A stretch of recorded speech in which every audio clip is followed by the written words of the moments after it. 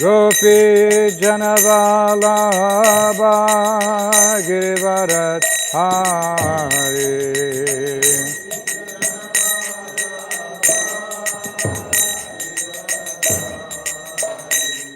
Gopi Janavallabha Girivaradhari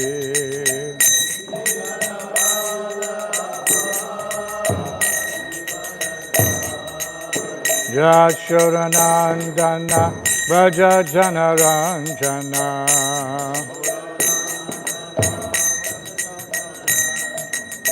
Yashodanandana Braja Janaranjana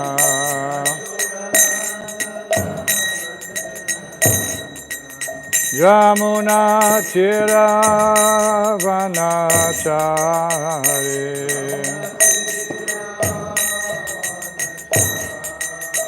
Yamuna Tiravanachari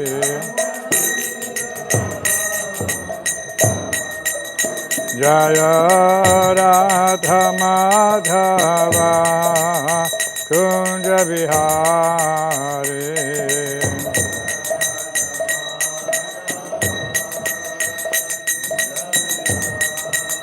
Jaya Radha Madhava Kunja Vihari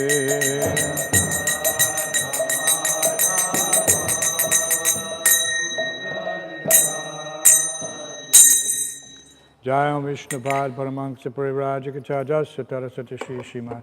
His divine grace abide Charanavinda Bhakti Vedanta Swami Srila Prabhupada ki.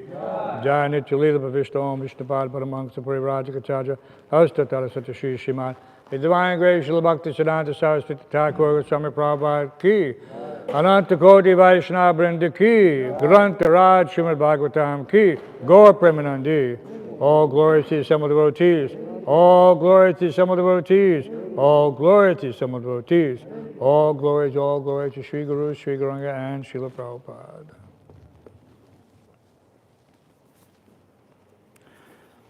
Reading from Srila Prabhupada Leelamrita.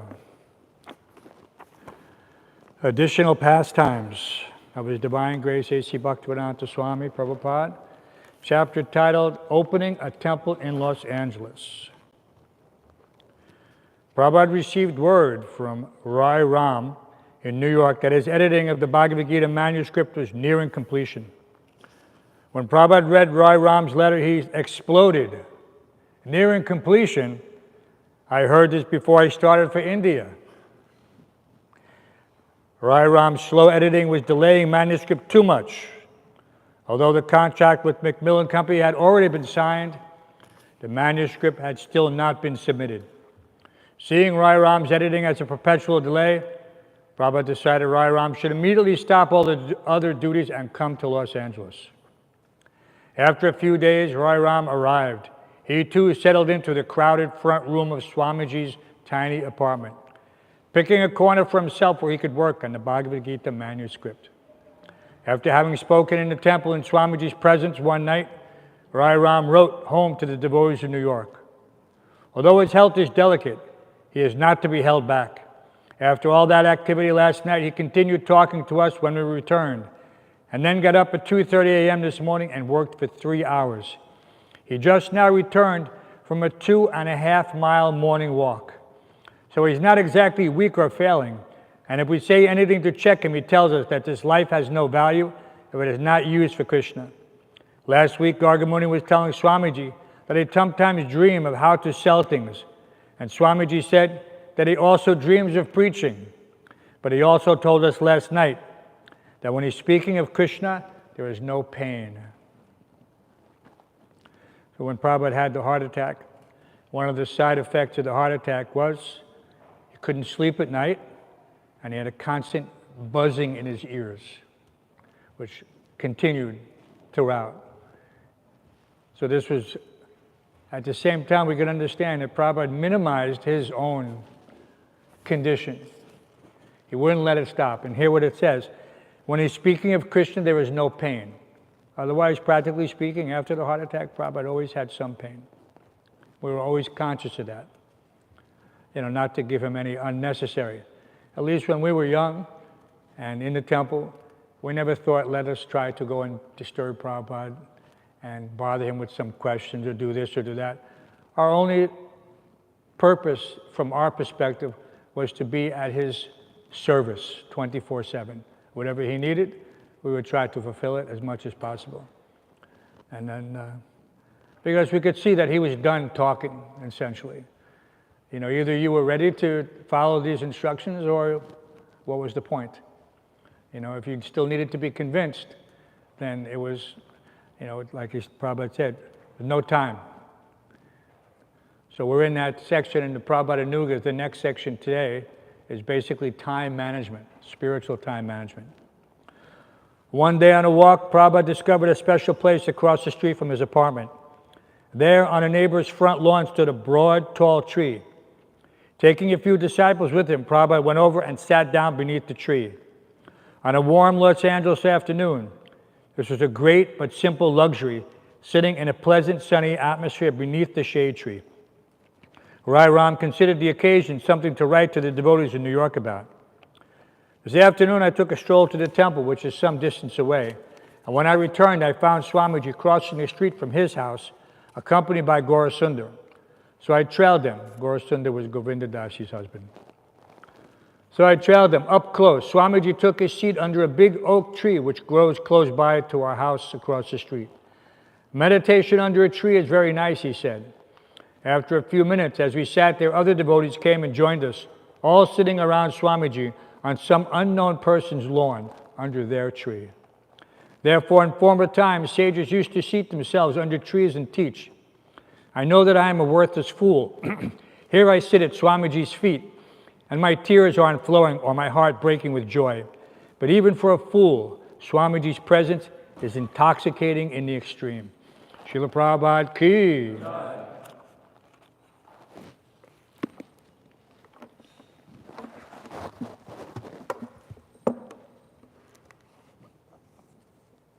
Who's been to Varanasi? Who's been to Varanasi? You've been, there's the Bodh Gaya. The Lord Buddha attained attainment. There's a huge tree. Huge tree. So we can see that these trees are exactly these great sages. And then where does Bhāgavatam spoken? The forest of Naimisharanya. So we don't have the luxury of having big forests, but we do have Fort Greene Park, Central Park. We have these places, and we're preaching there. So this is for us, Tompkins Square, of course. And look where Prabhupada started the movement, under that huge elm tree. And so many elm trees were devastated. There's only a few left. A huge disease wiped them out in the 1900s. And this was one of the few left, a very majestic tree. But Dutch elm disease, boom, wiped them all out. So reading from Srimad Bhāgavatam, 3rd Canto, 33rd chapter, text 3. 3:33, 3. Chapter titled, Activities of Kapila. Om Namo Bhagavate Vasudevaya. Om Namo Bhagavate Vasudevaya. Om Namo Bhagavate Vasudevaya.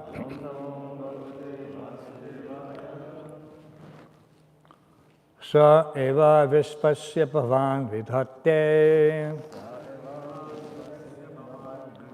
Sa eva vispasya bhavan vidhatte.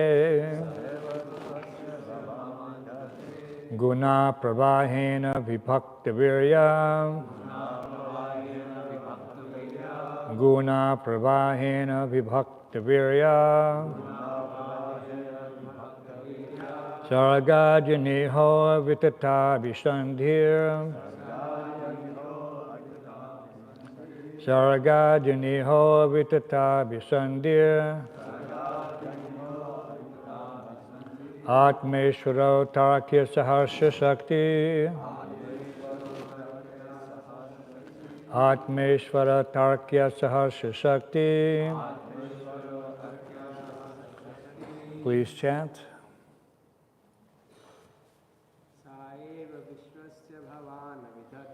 Sveva Vishvasya Bhavan Vidate Guna Prabhahena Vibhakta Virya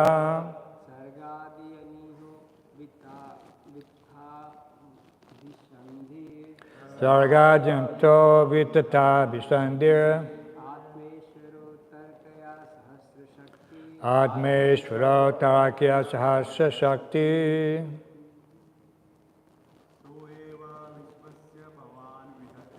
Sveva Vishvasya Bhavan Vidate Guna Prabhahena Vibhakta Virya Sargadini Ho Vitata Visandir Atmeshvaro Takya Sahasra Shakti. Ladies.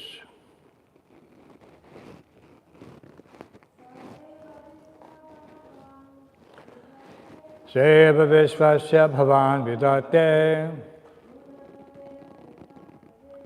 Guna Pravahena Vibhakta Virya Sargadini Ho Vitata Visandir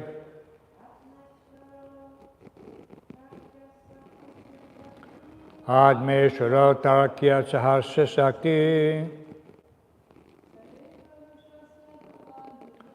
Seva Vishvasya Bhavan Vidate Guna Prabhavena Vibhakta Virya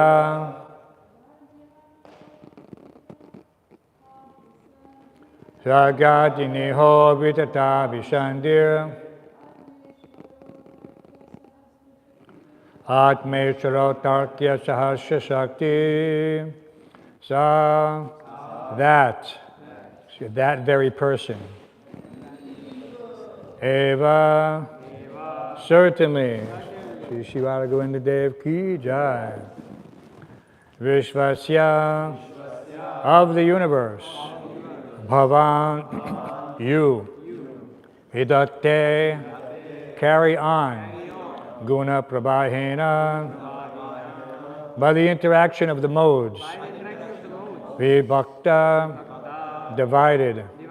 Virya, your energies. Sarga Adi, the creation and so on. Aneha, the non-doer. Avitata, not futile. Abhisandhi, your determination. Atma Ishvaraha, the Lord of all living entities. Atarkya, inconceivable. Sahasra, thousands. Shakti, possessing energies. Translation and purport by His Divine Grace A.C. Bhaktivedanta Swami Srila Prabhupada.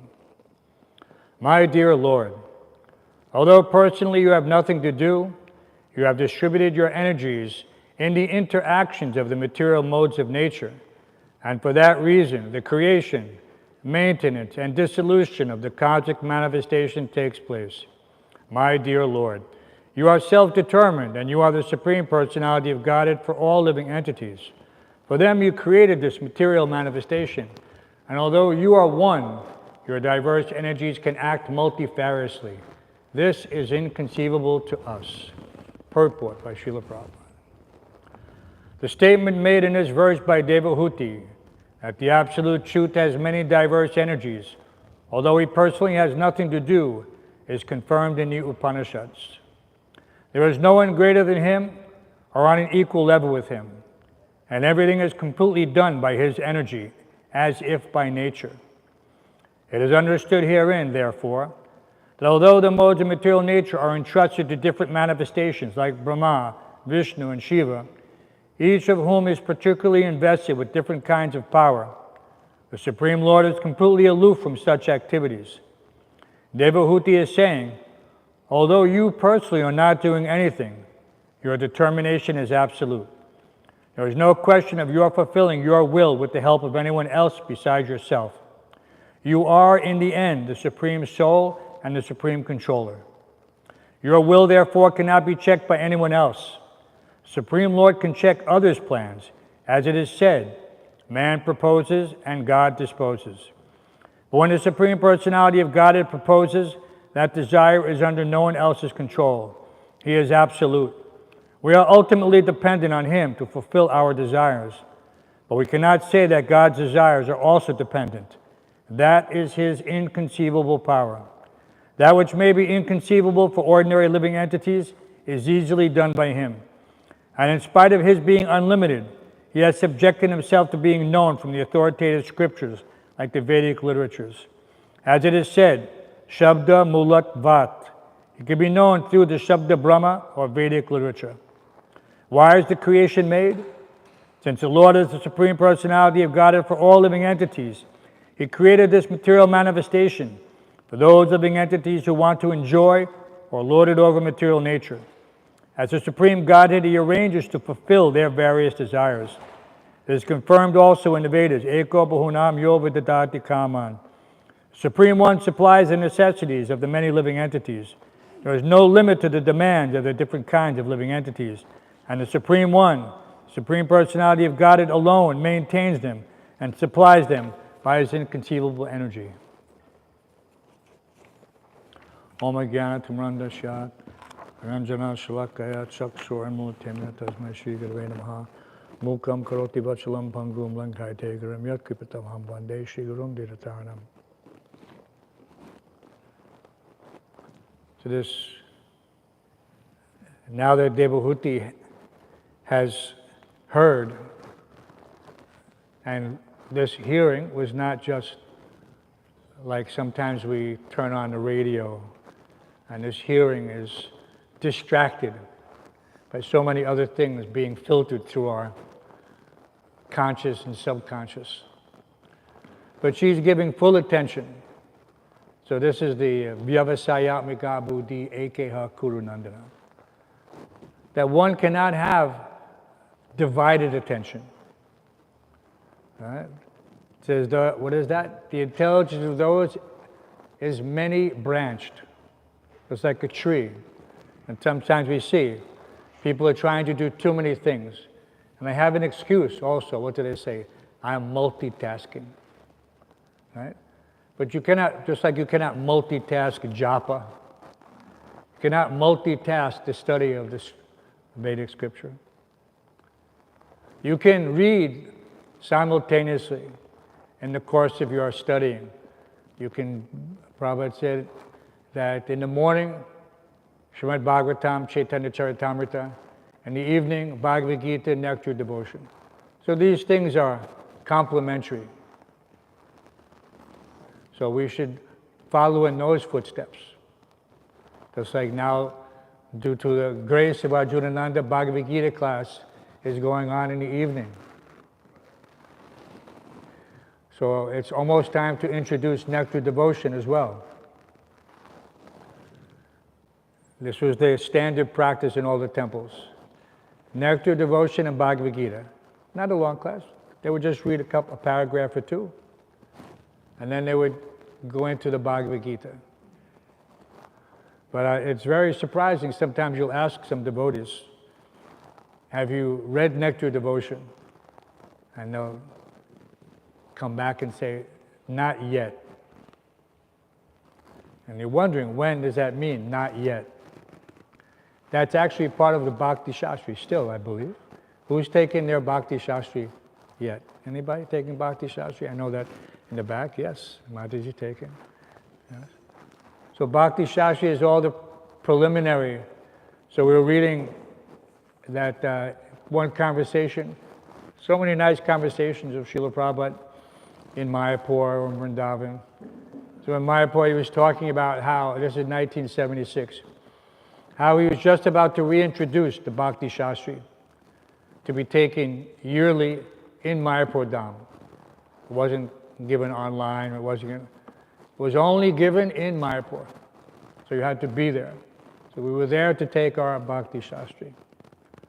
So this was the standard. Now it's different. Bhakti Shastri, they're doing online, they're doing like this.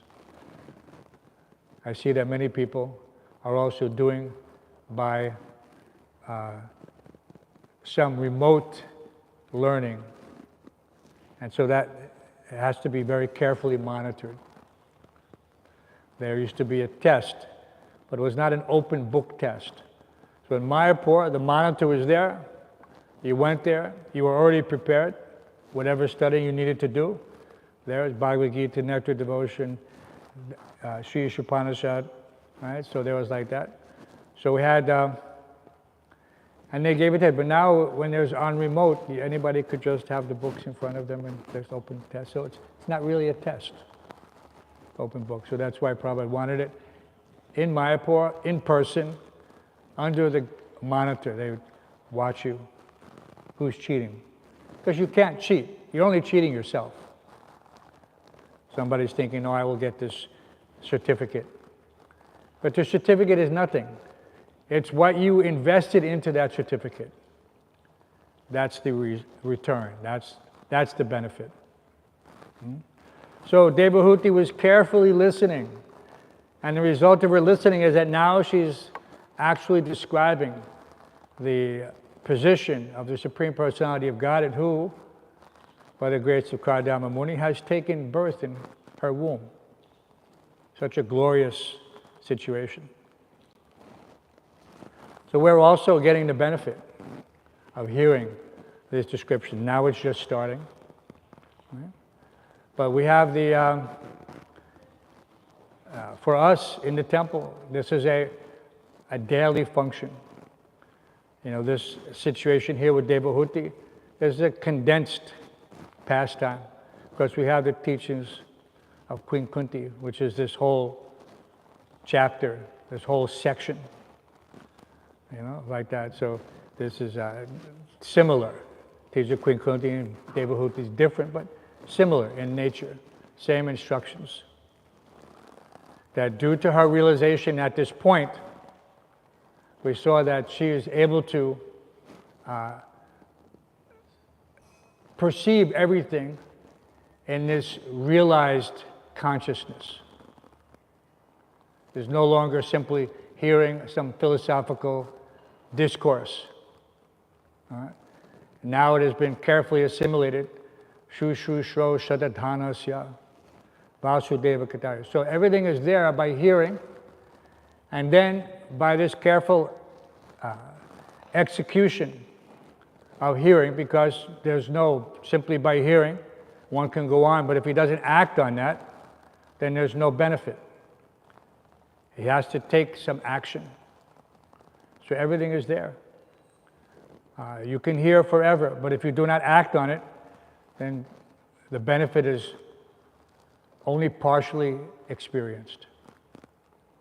We see sometimes that people are put into situations, and although they've heard, they don't know how to react, and therefore they're vulnerable. Just like putting on the Nrsimha Kabacha, the Narayan Kabacha, all these elements to protect one. But if there's, what is that, who is that? Jarasandha. No, it wasn't Jarasandha, it was Duryodhana. When his mom told him, you know that story? Just prior to the battle, she said, come to me naked. Because she had some special power, because she's performing these austerities. She kept herself blind artificially. So she developed this Shakti. So she said, come to me naked. And so this is his mother, so he thought, okay. Mother says, so I shall do. So on the way to see his mother, what happened? Krishna saw him. And he saw him and says, where are you going? He said, I'm going to see my mother. Krishna said, like that? Like that? At least cover your private parts. So he thought, of course, this is Krishna's trick. So he covered his private parts, and then when his mother saw, because what did she do? How powerful she was.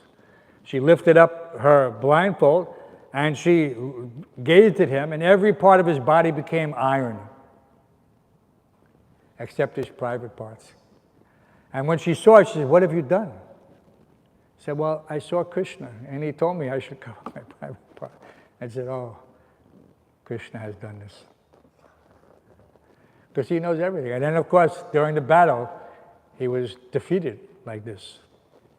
So he was susceptible. So we have to, there's so much potency there. But when one protects himself, if there's even a little bit unprotected, so you're hearing this philosophy every day, you're practicing, you're chanting, but if you don't fully protect your mind by this careful hearing and attention, then the mind will be pulled away by any one of the senses, as it's described in the Bhagavad Gita, by any one of the senses. And how easily it's done now because of this easy accessibility to everything, so to speak, the internet. Such a dangerous thing in Kali Yuga. They're very useful if one is serious about spiritual life, but very deadly if one is just a little distracted. Just a little distracted. A razor's edge. Right? So that razor's edge, Prabhupada said, little carelessness and immediately there's blood. So one has to stay fixed up in the association of devotees. Not just that, some casual friendship. That casual friendship is no benefit. Because he's in Maya, she's in Maya, you're in Maya. And then what's the point? It's like two drowning persons. They cannot save each other. They don't know what to do. So you should always choose your association very carefully. Not be thinking that I just want some easy friendship. No demand, no, obligation, no commitment, just that. Because in the ashram, one has to expect that at times, he'll be challenged that, Prabhu, I didn't see you at Mangalarti, what's going on? Not in general, in general. In general. Yeah, what's going on? You have to expect that. This is what the ashram is for. It's to keep us, what is our goal? If our goal is to become Krishna conscious, then every little bit is required. It's all cumulative, right? Nehabikrama nasasti. There's no loss or diminution, right? But at a certain point, if you're not taking it seriously, then there's, what do they call it? Backsliding. All right? Just like they say, what do they use the term slippery slope? What does that mean? Slippery slope. It means that once you start on it, it's very easy to continue down that path. Slippery slope. Very graphic idiom. Because anyone can understand that once you make that first step, and you see it in real life, person thinks that he has some solid footing, but due to carelessness, he stepped on something, and down he goes the side of the hill to his demise. Just by one misstep. And it happens all the time. There was a famous thing, there's some tourists standing on a high vista overlooking some scenic area, and they set up their camera, and then they backed up towards the cliff backwards and backed right over it. Right over it. And a couple who had seen them on the same hiking path earlier in the day, they got up to the top and they saw that this camera is all by itself. And then they looked down and they could see 300, 400 feet down there's something resembling some bodies. So they had to call the Forest Park Service, and yes, how did it happen? And then they looked at the camera and you see them smiling like this, like that, and all of a sudden, no more. Just for trying to get a photo to post on Instagram or whatever. Whole life lost, wasted. Young couple. So we have to be careful like that what are we here for? If we're here for some profit, distinction, adoration, then everything that follows is a waste of time. Shrama eva hi kevalam. A useless waste of time.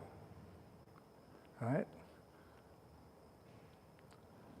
So we have to be very careful that if we're on this path, that and we're attempting to bring ourselves, what's that, Tadara Justamo Bhavo Kamalobha Dhyasche, rising through and elevating ourselves through the modes of nature. It can be done.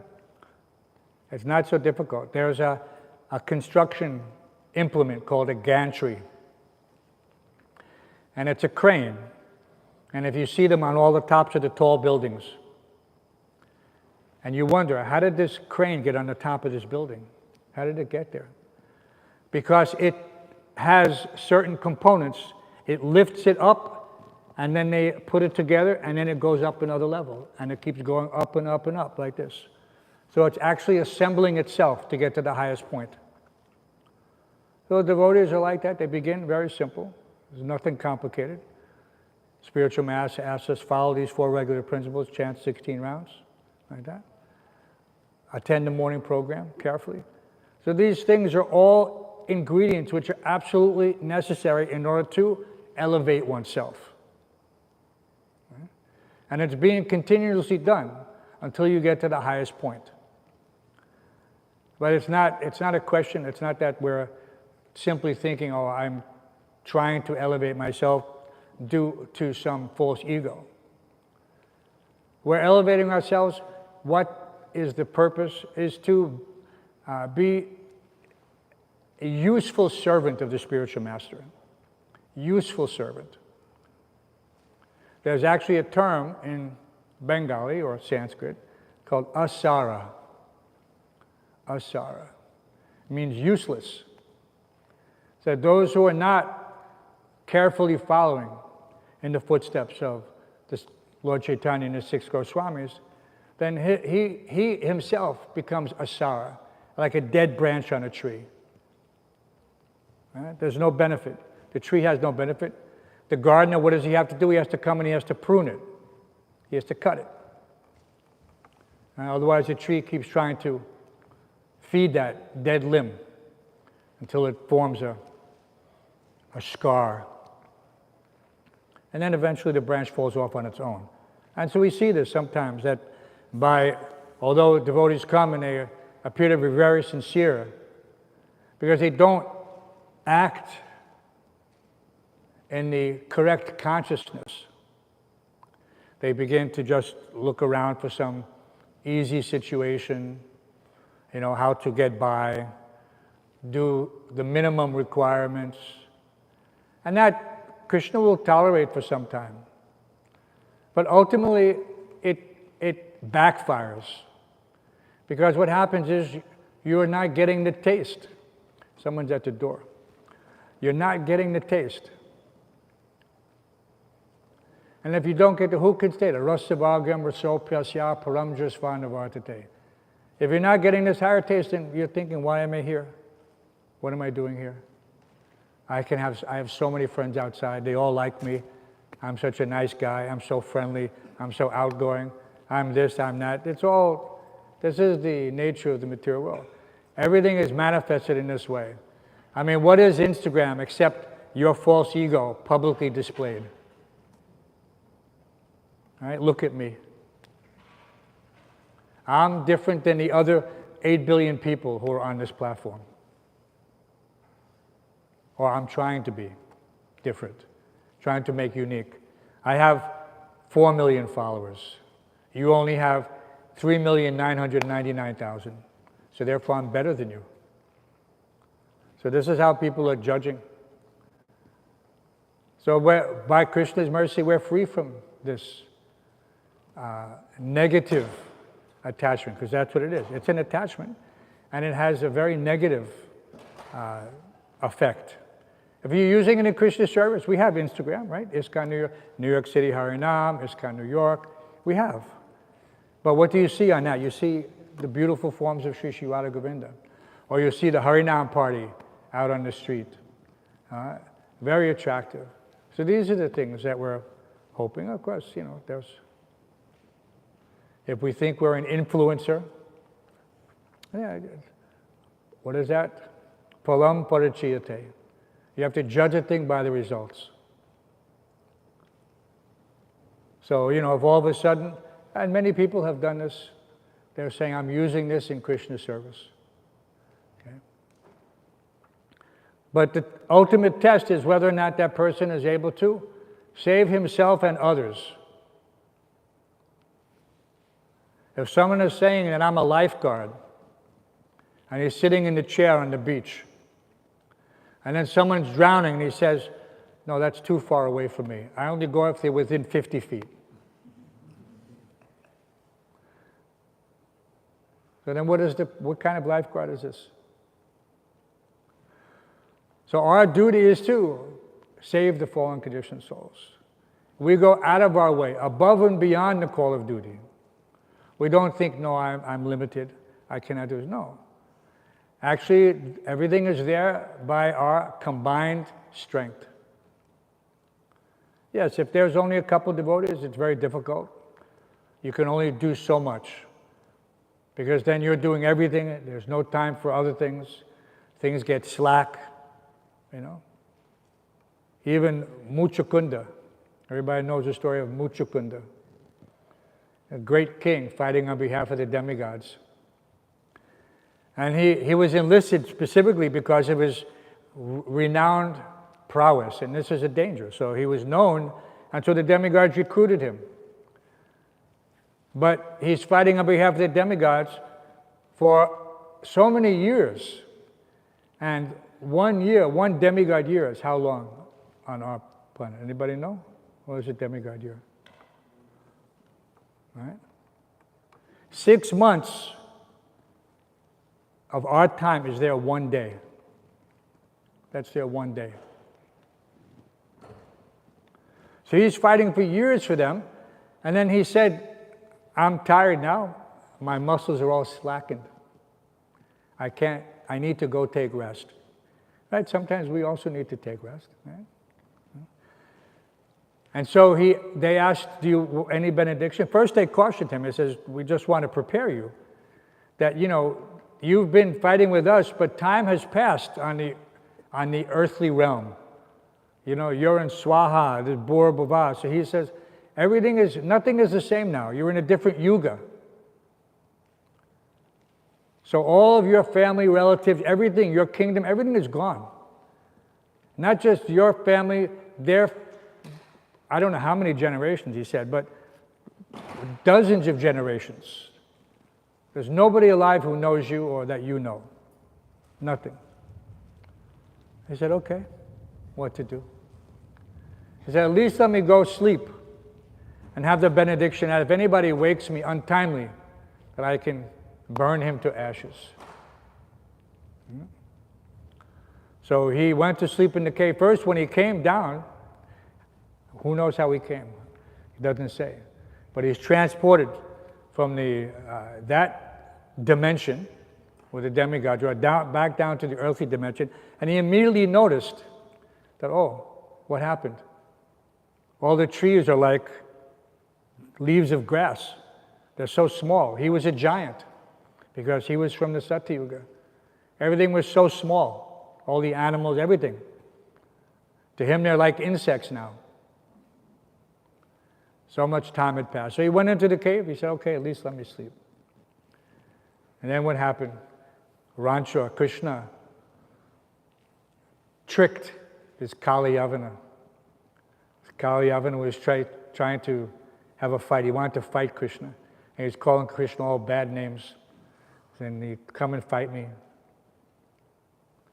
And Krishna was just rapidly running away. And then eventually Kali Yavana lost track. He said, where did Krishna go? But he saw this mountain cave.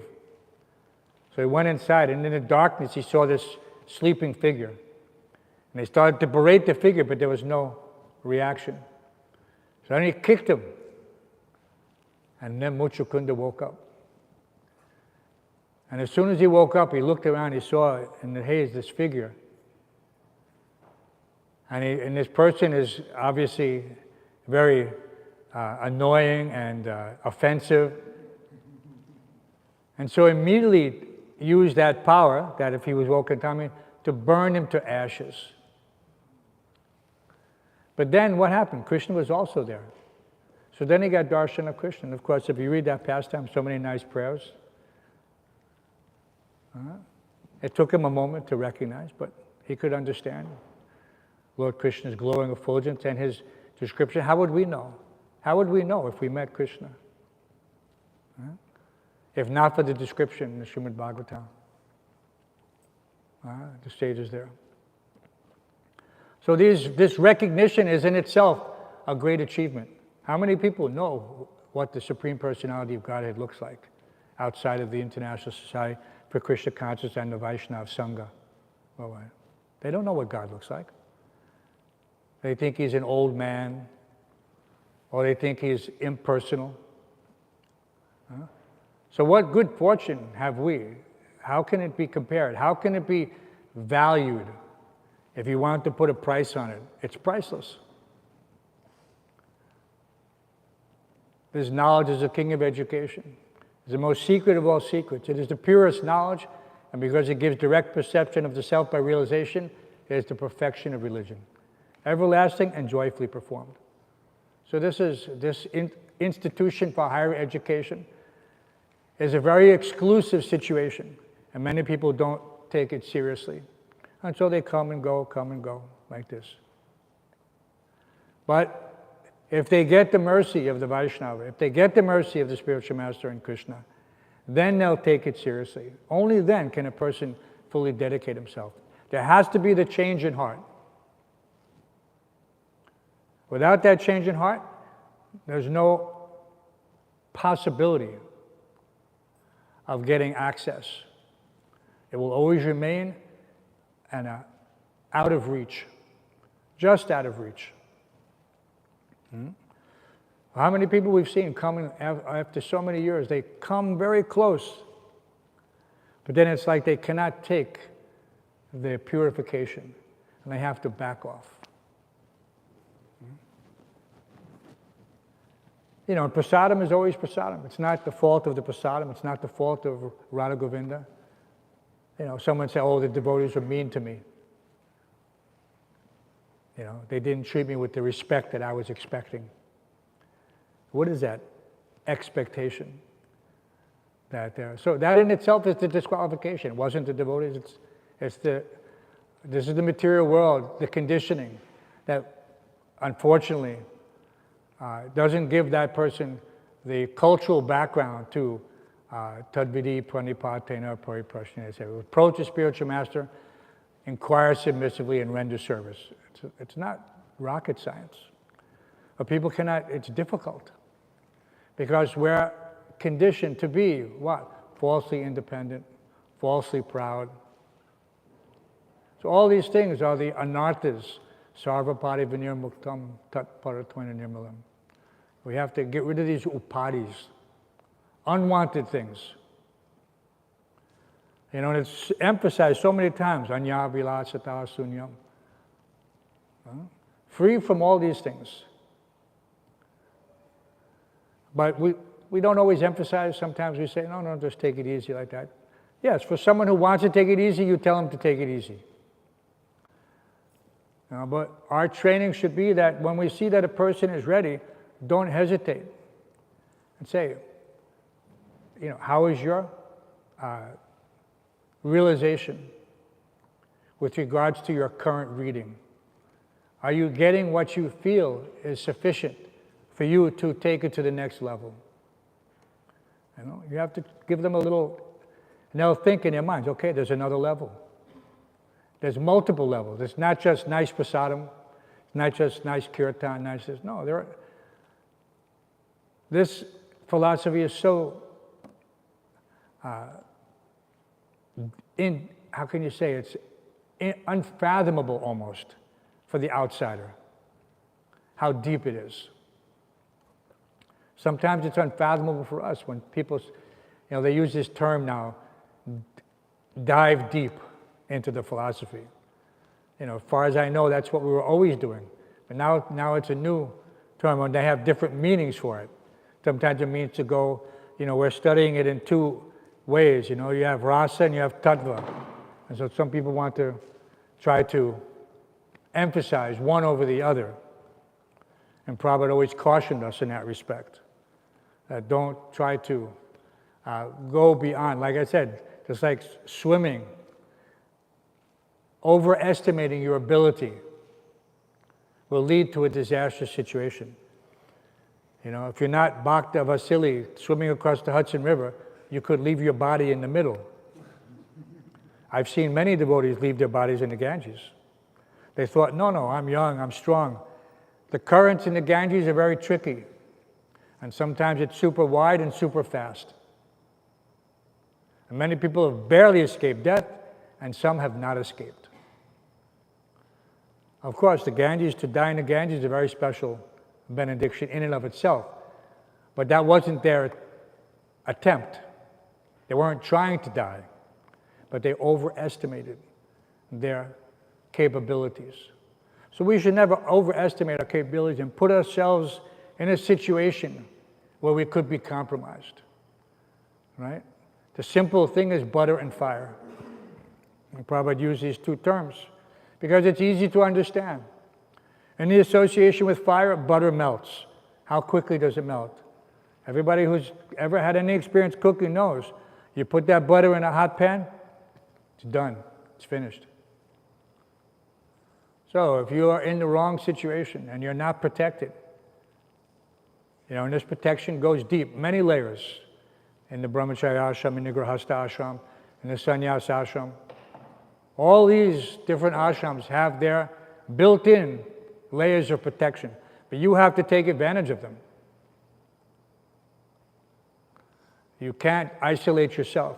You can't be a loner in Krishna consciousness.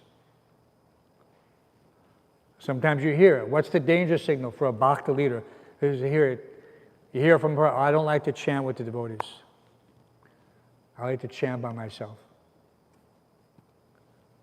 All right? So this is a very tricky situation. You know, a compassionate senior will say, well, you know, maybe you should give it a little more time so that you learn how to concentrate. Because when you're chanting, and basically, and Jayadvaita Maharaj is very keen, he doesn't like to hear anything else except the other devotees chanting, no other distractions. In Mayapur, even in Prabhupada's presence, he had told the temple to engage some musicians. We have everyone in Mayapur, there's the original gate, which is on Srila Bhaktisiddhanta Road. So that original gate has up in the top some rooms. They're not used much anymore. But in the morning, the Shanai players would sit in the gate and they would chant the morning tune, the morning raga. And the devotees would chant, and Prabhupada's Bhajan Kutir is right there. So all the devotees would chant there and hear the Shanai. And Prabhupada said, this is bona fide. You know, but other things, now they have to have the background with the birds singing and the 432 megahertz and the sound of this and the sound of that. How can you chant like that? If you're walking in the forest of Vrindavan, that's one thing, and you're chanting your rounds. Yeah? But otherwise, you should take the time to concentrate as much as possible and hear carefully. Because it's just like, otherwise it's adulterated, it's diluted. No one wants anything diluted. If I give you a glass of milk and I say this is half water, would you say, why are you giving this to me? I want pure milk. So if one is trying to chant, but at the same time he's hearing other things, and he's actually diluting his chanting. He's not giving full attention to the holy name. So we should chant very carefully. You know, I mean, we're in the habit of chanting with Prabhupada. That's group chanting. But it has to be done carefully. It cannot be done in such a way that all you're hearing is Prabhupada. I know some pujaris. Pujaris have a difficult task. They're dressing the deities during japa. And some of them think, let me take a shortcut. They put a japa tape on and they dress the deities, and then they think, no, now I've chanted my rounds.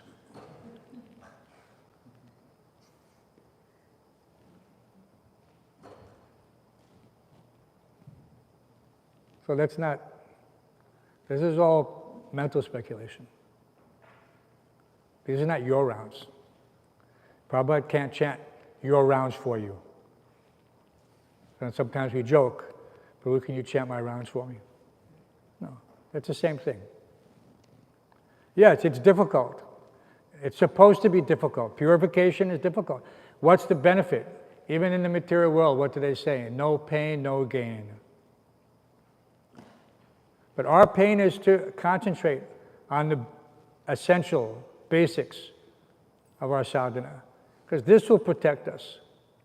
People talk about Brahma Tejas, that what is the potency of the Brahman? What is the potency of the Brahman? He's able to deflect all the intrusions of the material nature trying to penetrate his external shield. Right? What do they say in the science fiction movie? Shields up. And what happens when the shields are down? You're vulnerable. All right? So you have to always have your shields up.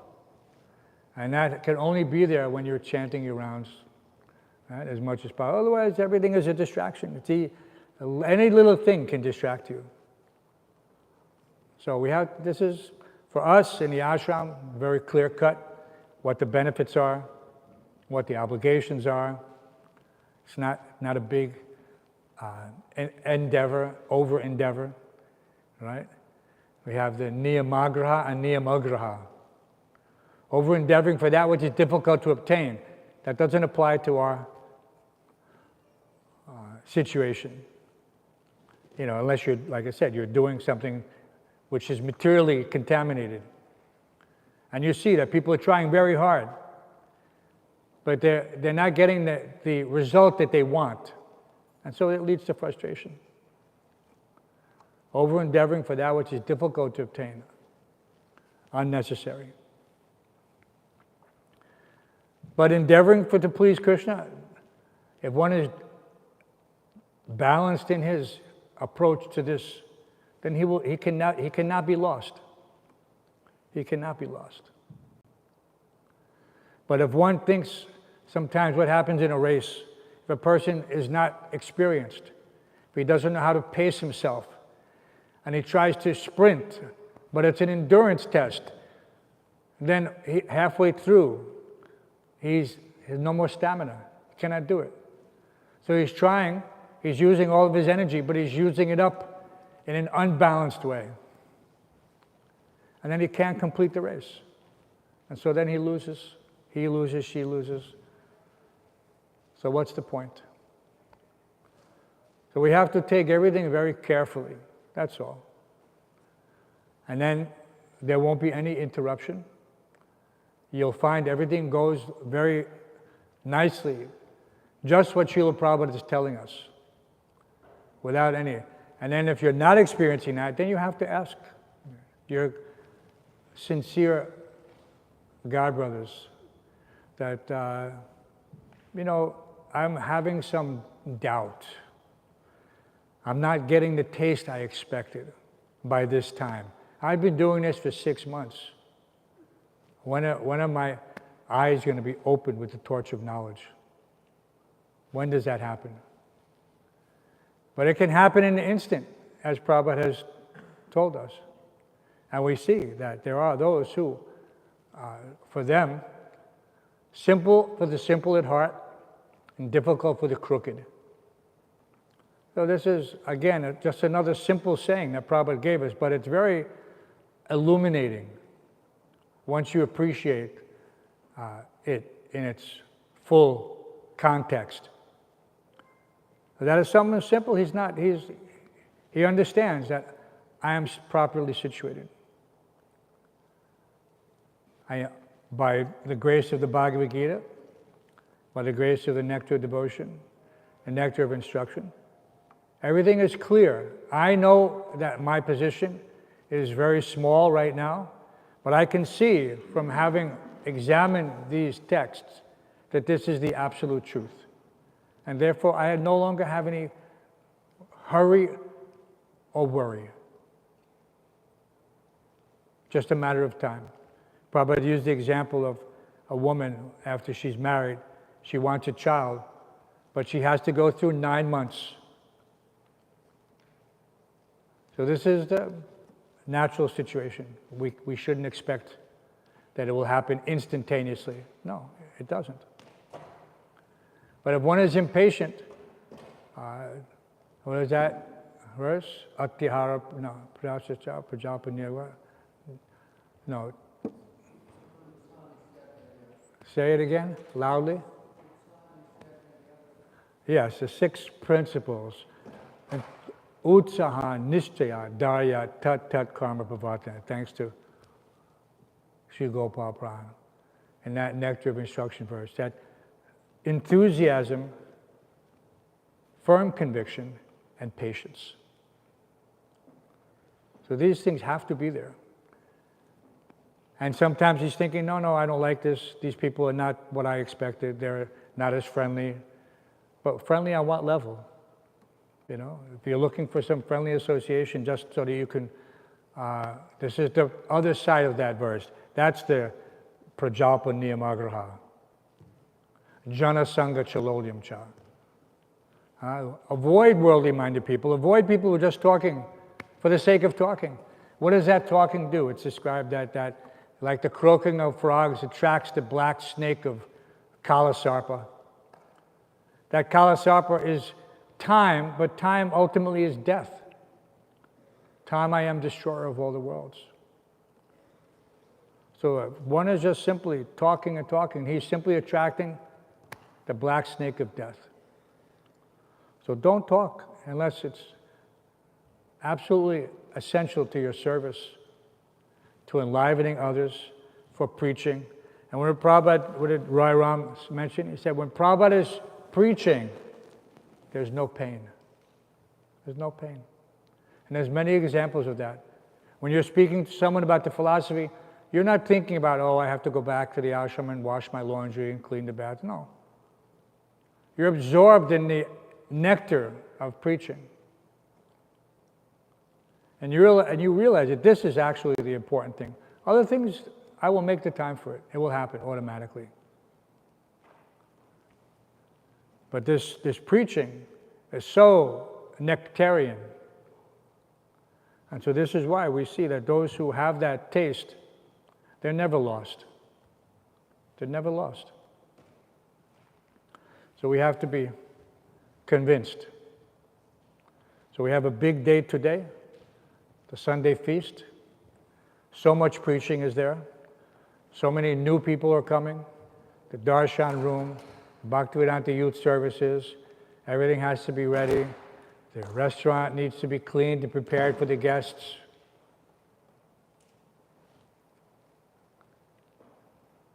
For some reason, it wasn't cleaned yesterday after the late night closing. So everything has to be prepared. And everything, when the guests come, just like when we came the first time, we were immediately attracted by the sights, the sounds, the smells. All of our senses were immediately in touch with this level of purification that we had never experienced before. So that was a simple taste of transcendence by the mercy of the spiritual master and Krishna to begin the journey. So that journey begins as soon as that person steps foot inside the door. And then we have to make that process as smooth as possible for those who are sincere. Right? We have to be careful how your time is spent in preaching.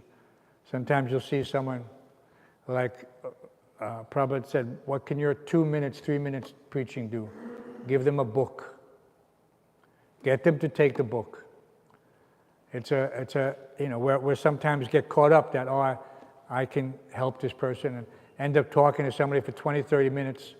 Meanwhile, 10 prospective potential mercy recipients who could have gotten a book didn't, because you're talking to this person who after 30 minutes doesn't end up taking a book anyway. So you have to be careful with your time. It's not our time. It's Prabhupada's time. It's Krishna's time. So The essence is, get them a book. Any questions or concerns? Or I can't believe not even Arjunananda wants to. So we have, again, let's make sure everything is ready for the guests. It's our day to. Sunday feast was very special for us also because in the early days, very simple prasadam during the week. But Sunday, you got to help prepare the feast and help to take prasadam. And the system back in the day was, all the plates were set out during the class. The guests would come in and sit down, and the devotees had to sit next to a guest to take prasadam. That was the default. That was our obligation, that we had to be sitting down next to a guest to take prasadam, that feast prasadam. It worked. This is how long-lasting friendships and relationships began. Some nice devotee sat down next to you and gave you a glimpse into what the human life is all about, and and how you could be transformed into this different person. Right? Now there's so many people selling seminars, how to remake yourselves, how to reimagine yourself, how to be a better person. But this is all for the devotees. We've been doing this since Prabhupada sat under the tree at Tompkins Square Park. This is all about self-help. God helps those who help themselves. But that is knowing where to go, who to listen to, and how to act. So if there's no questions, then we'll go and take prasadam and begin our day. Srimad Bhāgavatam ki, Sri Sri Radha Govinda Dev ki, the Divine Grace A.C. Bhaktivedanta Swami Srila Prabhupada ki, Ananta Koti Vaishnava Brinda ki.